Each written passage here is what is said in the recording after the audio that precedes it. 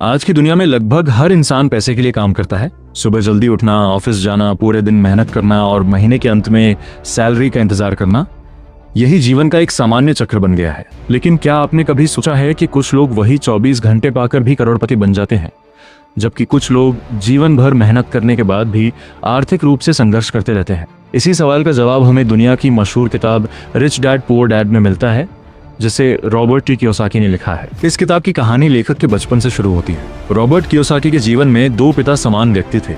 एक उनके असली पिता थे, जिन्हें वे पुअर डैड कहते हैं। वे बहुत पढ़े लिखे थे, अच्छी नौकरी में थे और समाज में सम्मानित व्यक्ति थे। दूसरी ओर उनके दोस्त के पिता थे, जिन्हें वे रिच डैड कहते हैं। वे ज्यादा पढ़े लिखे नहीं थे, लेकिन बिजनेस की समझ रखते थे और आर्थिक रूप से बहुत सफल थे। यही दो अलग अलग सोच इस किताब की सबसे बड़ी सीख बनती है। पुअर डैड हमेशा कहते थे कि जीवन में सुरक्षित रास्ता अपनाना चाहिए। उनका मानना था कि अच्छी पढ़ाई करो, अच्छी डिग्री लो और फिर एक सुरक्षित नौकरी ढूंढ लो। उनके अनुसार यही सफलता का सबसे सही रास्ता था। लेकिन रिच डैड की सोच बिल्कुल अलग थी।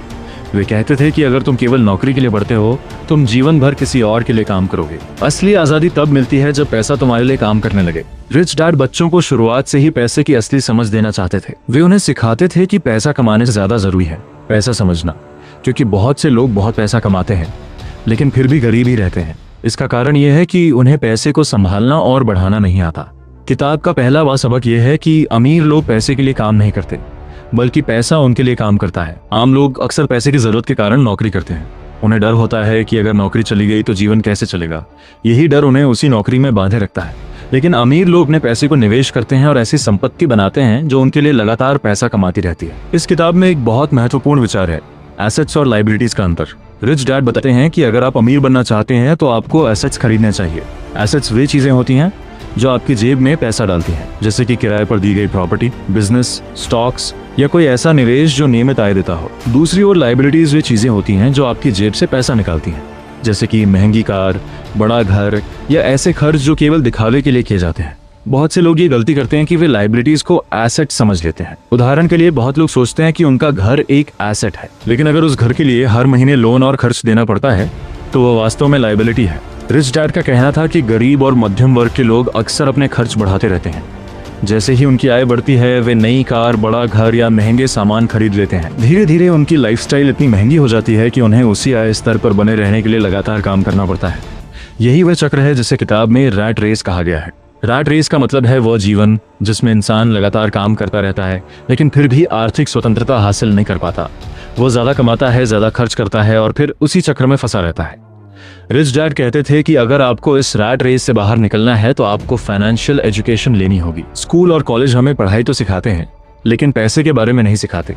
वे हमें नौकरी करना सिखाते हैं, लेकिन पैसा बनाना नहीं सिखाते। फाइनेंशियल एजुकेशन का मतलब है कि आपको ये समझना चाहिए कि पैसा कैसे काम करता है। आपको अकाउंटिंग, निवेश, बिजनेस और मार्केट की बेसिक समझ होनी चाहिए। जब इंसान इन चीजों को समझने लगता है तो वो पैसे को बेहतर तरीके से इस्तेमाल कर सकता है। इस किताब का एक और महत्वपूर्ण विचार है माइंडसेट का फर्क। गरीब लोग अक्सर कहते हैं मैं ये चीज नहीं खरीद सकता, लेकिन अमीर लोग पूछते हैं मैं इसे कैसे खरीद सकता हूँ। यही सवाल इंसान के दिमाग को नए समाधान खोजने के लिए मजबूर करता है। रिच डैड ये भी बताते हैं कि असफलता से डरना नहीं चाहिए।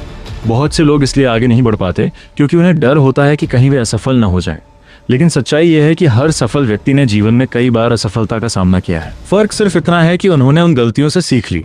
किताब का एक और महत्वपूर्ण सबक है पैसिव इनकम। पैसिव इनकम वो आय होती है जो आपके लगातार काम किए बिना आती है, जैसे कि किराया, निवेश से मिलने वाला लाभ या बिजनेस से आने वाली आय। जब आपकी पैसिव इनकम इतनी हो जाए कि वो आपके खर्च पूरे कर सके, तब आपको नौकरी करने की आवश्यकता नहीं रहती। रिच डैड कहते थे कि असली आर्थिक स्वतंत्रता तभी मिलती है जब आपकी एसेट्स इतनी आय उत्पन्न करने लगें कि आपके खर्च आराम से पूरे हो जाएं। उस समय आप काम इसलिए करते हैं क्योंकि आप करना चाहते हैं, न कि इसलिए क्योंकि आपको करना पड़ता है। इस किताब का अंतिम संदेश बहुत सरल लेकिन शक्तिशाली है। अगर आप आर्थिक रूप से सफल होना चाहते हैं तो आपको पैसे की भाषा सीखनी होगी। आपको केवल मेहनत करने से ज्यादा समझदारी से काम करना होगा। आपको अपने खर्चों को नियंत्रित करना होगा, निवेश करना सीखना होगा और ऐसी संपत्ति बनानी होगी जो आपके लिए लगातार पैसा कमाती रहे। अंत में यही कहा जा सकता है कि रिच डैड पुअर डैड केवल एक किताब नहीं है, बल्कि पैसे को समझने का एक नया नजरिया है। यह हमें सिखाती है कि असली अमीरी केवल ज्यादा पैसा कमाने से नहीं आती, बल्कि सही सोच, सही निर्णय और सही वित्तीय शिक्षा से आती है।